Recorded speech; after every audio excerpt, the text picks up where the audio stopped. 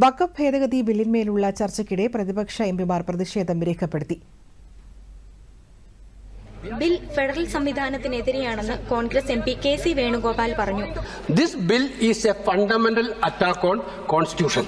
This provision, anybody, non-Muslims also be part of Waqf Council, is directly an attack on the faith and freedom of religion.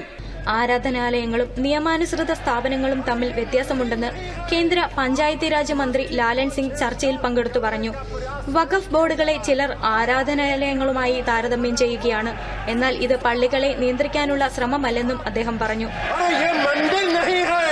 आपके मस्जिद को छेड़छाड़ करने का प्रयास नहीं किया जा रहा है. यह एक कानून से बना हुआ संस्था है. उस संस्था को पारदर्शी बनाने के लिए कानून.